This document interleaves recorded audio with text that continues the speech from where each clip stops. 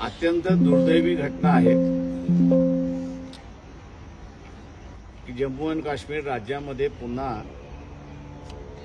वेगवेगळ्या राज्यातून पर्यटक म्हणून गेले होते त्यांना टार्गेट करण्यात आलेला आहे आणि त्याच्यापैकी अनेक जणांवरती गोळ्या झाडलेल्या आहेत की ज्यांच्यामध्ये त्यांचा मृत्यू झाला अशी परिस्थिती आहे। दुर्दैव मी असं म्हणेन शासनाचं की त्यांनी पुलवामाच्या संदर्भात जसे गाफील राहिले, पार्लमेंटचा अटॅक झाला त्याच्यावेळेस गाफील राहिले,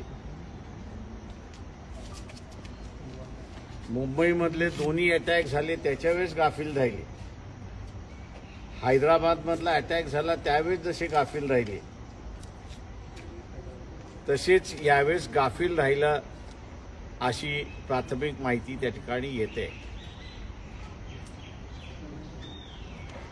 केंद्र सरकारने निश्चितपणे पहिल्यांदा ठरवावं की ज्या ताकदीने ते नक्षलवाद्यांबरोबर लागलेले आहेत त्याच ताकदीने ते असणारा हा जो टेररिस्ट आहे या टेररिस्टच्या पाठीमागे का लागत नाहीये। एक पुलवामा आपण केला आणि थांबला, पण टेररिस्ट निर्माण करण्याच्या ज्या फॅक्टऱ्या आहेत पाकिस्तानमध्ये त्या चाललेल्या आहेत, त्यांना उद्ध्वस्त करण्याचं असणारं धोरण हे शासन त्या ठिकाणी का करत नाहीये। जगभर आपण बघितलं असेल की टेररिस्टच्या विरोधात तुम्ही कारवाई केली की पूर्ण जग तुमच्या पाठीमागे असणारं उभं राहतं। आजही 27 जणांचा मृत्यू झाल्यानंतर पूर्ण जग हे आपल्या पाठीमागे उभं राहिले अशी परिस्थिती आहे। अशा वेळेस शासनाने आणि विशेष करून 56 इंचाचे असणारे मोदीचं सरकार वन टाइम कारवाई करून त्याचंच गुणगान बसतात आहेत, त्याच्याऐवजी तुमचा ठोस उपाय काय आहे लोकांना दाखवला नाही तरी चालेल, पण तो अंमलात आणा हे आव्हान आम्ही असणारं त्या ठिकाणी करतो। जी काही व्यवस्था आहे त्या व्यवस्थेमध्ये भारताला ब्लीड करायचं म्हणजे रक्तबंबाळ करायचं आणि हे एक नाही तर अनेक वेळा त्या ठिकाणी चाललेलं आहे। या रक्तबंबाळानंतर आमचं उत्तर काय असतं तर काहीच नाही, पुलवामा सोडला तर त्याच्या व्यतिरिक्त काहीच उत्तर आमचं नाही। शासनाने यावेळेस कठोर पावलं उचलली पाहिजेत आणि चॅनल्सच्या माध्यमातून याला पुन्हा त्याची जात विचारली नाही पण त्याचा धर्म विचारला, यातून जे असणारं हिंदू मुसलमानाचं राजकारण करायचं चाललेलं आहे त्याचा मी पूर्णपणे निषेध करतो। ज्यांना गोळ्या घालण्यात आलेल्या आहेत ते भारतीय आहेत, या भारताचे नागरिक आहेत, सन्मान्य आहेत आणि ते सन्मान त्यांचा आपण राखला पाहिजे। त्यांचा मृत्यू हा धर्माशी जुळता कामा नये एवढं तरी पथ्य या दुःखाच्या कालावधीमध्ये शासनाने पाळावं असं आवाहन आम्ही त्या ठिकाणी करतो। हे जे इंटेलिजन्स फेल्युअर आहे या इंटेलिजन्स फेल्युअरला जबाबदार कोण आहे त्याला आयडेंटिफाय करून त्याच्यावर जोपर्यंत कारवाई होत नाही तोपर्यंत रिस्पॉन्सिबिलिटी जी आहे ती जाणीव होत नाही। पुलवामाच्या वेळेस सुद्धा मिलिटरीचा जो कोड आहे की 10 गाड्यांच्या वरती कॉन्वॉय नसणार, तो कोड मोडण्यात आला. 80चा कॉन्वॉय त्या ठिकाणी घेण्यात आला. ज्यांनी कोणी 80चा कॉन्वॉय ऑर्डर केला त्याच्यावरती मी कुठेही कारवाई झालेली आहे असं मी ऐकलेलं नाही, किंवा ते पुन्हा या ठिकाणी रिपीट होणार नाही. तर यामध्ये ज्यांचं इंटेलिजन्स फेल्युअर आहे किंवा इंटेलिजन्स आली आणि दाबलंय असं जे काही असेल त्याच्या विरोधात कडक कारवाई होईल असं मी त्या ठिकाणी मानतो आणि इथेच थांबतो. सर, तुम्ही कडक पावलं उचलण्याबद्दल बोललात, नेमकं काय करायला पाहिजे सरकारने असं तुमचं म्हणणं? जे इस्रायल करते ते तुम्हाला असं त्यांचे बेस जे आहेत, ट्रेनिंग बेस जे आहेत, ते ट्रेनिंग बेस तुम्ही उडवले पाहिजे. एक तर पाकिस्तानला सरळ सांगा, टाइम लिमिट द्या की एवढ्या ह्याच्यामध्ये तुम्ही उद्ध्वस्त करा. नसेल करणार असाल तर आम्ही उद्ध्वस्त करून टाकू. It will be a war, let it be a war. पण हे दर महिन्याला 2 महिन्याला रक्तबंबाळ होणं हे तरी थांबेल. युद्धाने परिस्थिती सुटेल का? कलम 370 आणल्यानंतर कुठेतरी आता काश्मीर स्थिर होत असताना अशा पद्धतीने पर्यटकांना टार्गेट करून हल्ला केला जातो. मी असं म्हणेन त्याच्यामध्ये की तुम्ही टॅक्टिक्स बदललेली आहे हे लक्षात घेत नाहीये. ज्यावेळेस दुसरं कोणी टार्गेट नव्हतं त्यावेळेस काश्मीरी हा टार्गेट केला जातो. आता काश्मीरी सोडून दुसरं टार्गेट मिळत आहे आणि त्याची व्याप्ती आपल्याला ज्यावेळेस वाढवता येते, ब्लिडिंगची व्याप्ती ज्यावेळेस वाढवता येते त्यावेळेस त्यांनी असणारं टुरिस्ट हा टार्गेट धरून त्यांनाच असणारं कारवाई केली असं त्या ठिकाणी त्यांच्यावरतीच गोळ्या झाडलेल्या आहेत हे आपल्याला त्या ठिकाणी दिसतंय. त्याच्यामुळे मी असं म्हणेन की पुन्हा काश्मीरला आयसोलेट करणं हे मागच्या कालावधीमध्ये त्यांनी जे सक्सेसफुली केलं होतं, आज टुरिस्टवरती अटॅक करून त्यांनी पुन्हा काश्मीर हे आयसोलेट करण्याच्या स्थितीमध्ये आहे. कारण का 90% जो काही टुरिस्ट आहे तो आता काश्मीर सोडतोय अशी परिस्थिती आहे. खरं तर आणखी एक प्रश्न या निमित्तानं पुढे आलेला आहे की गेले 3 वर्ष सैन्य भरती जी आहे ती थांबवण्यात आलेली होती, तेव्हा संरक्षण विभागाचा जे काही खर्च आहे तो कमी करण्याच्या ह्याच्यामध्ये सैन्य भरती त्याच्यावरही काही बंधनं आणण्यात आली होती. त्याचा काहीतरी परिणाम दिसतोय का? आणि दुसरी गोष्ट, एवढा मोठा हल्ला होत असताना तिथं एकही सुरक्षाकर्मी नव्हता असंही पुढे येत आहे. 2000 पर्यटक होते शास्त्रात, 2000 पर्यटकांना संरक्षणासाठी एकही जवान तिथे तैनात नव्हते. मी असं त्याच्यामध्ये म्हणणार आहे की बेसिकली हे देवळातलं सरकार आहे. यांना फक्त असणारं देवासमोर दिवा लावता येतो, पण देशाचा दिवा ह्यांना लावता येत नाही. अग्निवीर जे असताना भरती करण्यात आली होती, ह्या अग्निवीर टोटल फेल्युअर आहे. आणि रेग्युलर आर्मी भरती जी झाली पाहिजे होती ती रेग्युलर आर्मी भरती थांबलेली आहे. तुम्ही पुण्याच्या सदर्न हेडक्वार्टर्समध्ये गेलात तर तुम्हाला असणारं तिथे पत्र भेटतील की ज्यांनी व्हॉलंटरी घेतली, म्हणजे 16 वर्ष झाली, 20 वर्ष झालं ते त्यांना पेन्शन स्कीम लागू होते. ज्यांनी व्हॉलंटरी घेतली आहे त्यांना पुन्हा असणारं पत्र घेण्यात आलेली आहे की तुम्हाला मिलिटरी जॉईन करायची असेल तर तुम्ही जॉईन करा. याचा अर्थ यंगर एलिमेंट जे यायला पाहिजे होतं ते आलं नाही. आणि अग्निवीर यांच्यावरती असणारा जो ट्रस्ट देण्यात आला हे आर्मी वीक झालेली अशी परिस्थिती आहे. मग एवढे सगळे गृहमंत्र्याचं फेल्युअर आहे सगळं, हे सगळं गृहमंत्र्याचा प्राईम मिनिस्टर दोघांचं फेल्युअर आहे. आणि डिफेन्सचं सुद्धा फेल्युअर आहे. सर, तुम्ही याला हिंदू मुस्लिम असा रंग देऊ नका असं आवाहन केलं आता, परंतु जे मृत आहेत त्यांच्या नातेवाईकांनीच सांगितलंय, त्यानंतरच ह्या सगळ्या बातम्या आलेल्या मी असं म्हणणार नाही. ती सुरुवात झालेली आहे छत्तीसगडमधून,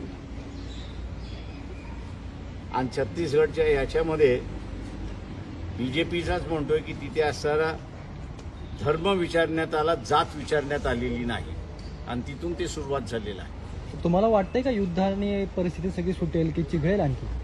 माझं म्हणणं असं आहे की तुमचा उद्देश वॉरमधला सुद्धा निश्चित पाहिजे. कमकुवत करणं हा त्याच्यातला असणारा सगळ्यात संपेल असं मी म्हणणार नाही, पण इंग्रजीमध्ये ज्याला मेम म्हणतात, म्हणजे मृत्यू अवस्थेमध्ये त्याला ठेवणं, तुम्ही पाकिस्तानला सहज ठेवू शकता. फक्त जिद्द पाहिजे, विल पाहिजे, आणि करण्याची तेवढी हिंमत पाहिजे. जी आर्मीमध्ये आहे, पण पॉलिटिकल लिडरशिप जे आता आहे त्यांच्यामध्ये नाही. साहेब, आपण म्हटलं इस्राईल सारखं आपण केलं पाहिजे, आपण म्हटलं इस्राईल सारखं केलं पाहिजे, वाटतं ते असं त्यांच्या एक्झिस्टन्ससाठी करतात सगळ्या गोष्टी. तसं तुमच्या एक्झिस्टन्ससाठी तुम्ही काय करणार आहात? इथून पुढे शांतता प्रस्थापित करण्यासाठी युद्ध करणं गरजेचं आहे असं मी असं म्हणणार आहे की ते दोन गोष्टी आहेत. एक तर चर्चा करून तुमची युद्ध होते, ते करून तुम्ही बघितलं. चर्चा करून युद्ध होत नाही तर समोरचा जो लढायला मागतोय त्याला संपून तुम्ही असणारं शांतताला राहू शकता. हा तुम्हाला डिसाईड केला पाहिजे की तुमचा मार्ग कुठला राहील. सर, टीआरएसने याची जबाबदारी स्वीकारली, लष्कर ए तैयबाचे एक विंग आहे ते. पण पाकिस्तान सांगतोय की सर आमचा काही याच्यामध्ये हात नाही, नेहमीप्रमाणे ज्या पद्धतीने ते वागतात असे- तसंच चालू आहे त्यांचं पुन्हा एकदा. प्रश्न असा आहे की त्यांना काय गरज पडलेली आहे? तुम्ही तुमचं ठरवा ना. तुम्ही ठरवलं पाहिजे की असणारा पाकिस्तानचा हात आहे की नाही, हे तुमच्या इंटेलिजन्सने ठरवलं पाहिजे. आणि तुमच्या इंटेलिजन्सने एकदा ठरवलं की नाही, यांना ट्रेनिंग मिळालेली आहे, सगळे मिळालेलं आहे, वेपनरी जी असणारा जी आत्ताची बातमी माझ्याकडे जी आलेली आहे, जे वेपन यूज करण्यात आले आणि जे टॅक्टिक्स यूज करण्यात आलेले आहेत ते मिलिटरी टॅक्टिक्स यूज करण्यात आलेलं आहे. याचा अर्थ त्यांना मिलिटरी ट्रेनिंग मिळालेली आहे. ती पाकिस्तानने दिली असेल किंवा इतर कुठल्या यांनी दिली असेल. सर, आता यातला महत्वाचा प्रश्न असा आहे, जे आतंकवादी आहेत ते पाकिस्तानमधील 2 असल्याची माहिती समजते, तर स्थानिक देखील 2 आहेत. मग स्थानिक नागरिक कशामुळे यामध्ये सहभागी होत आहेत? एक लक्षात घ्या की एवढी वर्ष तिथल्या जनतेची मागणी आहे की आम्हाला तुमच्यापासून वेगळं व्हायचं, आम्हाला तुमच्याबरोबर राहायचं नाही. एक वर्ग आहे तो असं म्हणतोय. आता ज्याचं म्हणणं असं आहे की आम्हाला तुमच्यापासून वेगळं व्हायचं आहे, त्याच्यातले काही जण आर्म्स घेणार हातात आणि त्यांना एक्सप्लॉइट केले जाणार. ही तुमची जबाबदारी आहे की ठीक आहे तू ते कर, पण आर्म्स घेता कामा नये याची दक्षता आपण घेतली पाहिजे. सर, 4 दिवसांपूर्वीचं रावळकोटमधल्या एका रॅलीमधला एक व्हिडिओ पण व्हायरल झाला आहे, ज्याच्यामध्ये अत्यंत भडकाऊ भाषण केलं जातंय. मग एक प्रकारे उकसवण्याचं काम सुरू आहे, तरी आपल्या सुरक्षा यंत्रणांनी त्याला गांभीर्यानं घेतलं नाही असं तुम्हाला वाटतंय का? ते सुरक्षा कशा, सरकारने पहिल्यांदा ते गांभीर्याने घेतले का? आणि सरकारने गांभीर्याने घेतलं असेल तर मग त्या पद्धतीची कारवाई सुरुवात झाली पाहिजे. साहेब, तुम्ही याला सगळ्या घटनेला जबाबदार कोणाला मानता? आणि ज्या पद्धतीने आता तिथं पर्यटक अडकलेले अजूनही ते सुरक्षित येण्याचं आवाहन करतात, ते विनंती करतात, त्याकडे कशा पद्धतीने? ते माझं म्हणणं असं आहे की प्रत्येक राज्याने स्वतःच्या माणसांना बाहेर काढण्यासाठी त्यांनी असणारं त्यांची योजना आखली पाहिजे. म्हणजे मी उदाहरण असं देईन की कोविडमध्ये नॉर्थ ईस्ट स्टेटचे जे 7 राज्य आहेत, त्या 7 राज्यांनी रेल्वेला पैसे भरले, गाड्या घेतल्या, आपल्या लोकांना एका ठिकाणी गोळा केलं, गाडीमध्ये टाकलं आणि सरळ ते गुवाहाटीला घेऊन गेले. गुवाहाटीला त्यांना एक आठवडा क्वारंटाईन करून घेतलं आणि त्याच्यानंतर त्यांच्या राज्याला दिली. त्यांची ही जी सिस्टम आहे ती सिस्टम आत्ताच्या क्षणाला मला असं वाटतं की महाराष्ट्र राज्य आणि इतर राज्यांनी त्या ठिकाणी करावं. मी आत्ताच असणारा CM सेक्रेटरीची बोलून आलेलो आहे, कारण का अकोल्याचे 30 जण जे सध्या 31 जणांची जी नावं आलेली आहेत ती अडकलेली आहेत. उद्या सकाळी त्यांना असणारा फ्लाईट पाठवून त्यांच्याबरोबर इतर जिल्ह्याचे जे आहेत ते करून मला वाटतं पहिलं फ्लाईट उद्याचं मला वाटतं पर्यटकांचं पुण्याला येईल अशी एक परिस्थिती, एक पुण्याला येईल, एक मुंबईला येईल अशी एक परिस्थिती आहे. काश्मीरमधले काश्मीरी लोक म्हणतात की काश्मीरला बदनाम करण्याचा हा सगळा प्रयत्न आहे, भारतीयांनी आमच्या पाठीशी उभा राहावं. मी तुम्हाला जसं म्हणालो की एक वर्ग असा आहे की तो स्वतंत्राच्या बाजूने आहे. 60% 65% जनता ही आम्ही भारताबरोबर राहिलं पाहिजे असं त्या ठिकाणी आहे. काश्मीरची जी काही डेमोग्राफी आहे त्या डेमोग्राफीप्रमाणे 8 वेगवेगळ्या रिजन्समधून येऊन तिथे बसलेले आहेत आणि त्या 8 रिजनपैकी 6 रिजनवाले भारताबरोबर आहेत, 2 भारताबरोबर नाहीत अशी परिस्थिती आहे. साहेब, एवढा मोठा हल्ला होणार आहे हे इंटेलिजन्सला एकतर कळलेलं नाही. हल्ला होऊन आता 24 तास उलटत आले तरी हे लोक सापडलेले नाहीत, हल्लेखोर आतंकवादी अजून देखील सापडले नाहीत अशी माहिती कळते. एक लक्षात घ्या की जो कोणी प्लॅनिंग करतो कुठल्याही गोष्टी करण्याचा, तो त्याचा स्वतःचा पलायनाचा भाग पहिल्यांदा ठरवतो आणि नंतर मग ॲक्शन करतो. सर, पण आता ज्याच्यानंतर हिंदू मुस्लिमांमध्ये आणखी दरी वाढेल असं भीती व्यक्त केली जाते, तर याबद्दल तुम्हाला काय वाटतंय? ते माझं म्हणणं असं आहे की दिस इज अटॅक ऑन हिंदूंवरती अटॅक तुम्ही असं का धरताय? हा अटॅक भारतावरती आहे, हा भारतीयांवरती आहे. तुम्ही त्याला हिंदू मुस्लिम का करताय? तर त्याला असणारा शेवटी असणारा जो आहे तो भारतामधला राहणारा मुसलमान यांनी अटॅक नाही केलेला आहे. धार्मिक रंग कोण देते? BJP देते, सरकार देते. असं म्हणून तर मी म्हणालो मगाशी की छत्तीसगडमधला असणारा एक जो व्हिडिओ व्हायरल होतोय त्याच्यामध्ये तोच असं म्हणतोय, मला माझी जात विचारण्यात आली नाही तर मला असणारा माझा धर्म विचारण्यात आला. ज्यांच्या कुटुंबातली लोक गेली, जे तिथं फिरायला गेले, त्या महिला स्वतः व्हिडिओमध्ये सांगतायत की आम्हाला अगोदर धर्म विचारला आणि नंतर गोळ्या घातल्या गेल्या. असेल ना, माझं म्हणणं आहे, मी नाही म्हणत नाही. त्याला शेवटी मी जसं म्हणालो की तुम्ही कुठलीही कृत्य करता, त्या कृत्य करत असताना तुम्ही ठरवलेलं असतं काय करायचं आणि काय नाही. किंवा त्यांना तोच व्हिडिओ आर्मी चीफचा, आपण पाकिस्तान आर्मी चीफचा ऐकला, तो पुन्हा 2 नेशन थिअरीच्या वरतीच येतोय तो.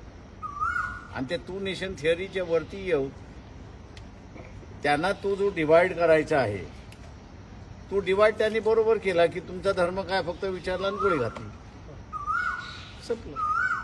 आता त्याच्यामध्ये ख्रिश्चन पण आहे. प्रामुख्याने सर हिंदूंना टार्गेट केलं गेलं, त्याच्या मागे काय कारण? माझं म्हणणं असं आहे, एक लक्षात घ्या की ही चर्चा पहिल्यांदा बंद करा.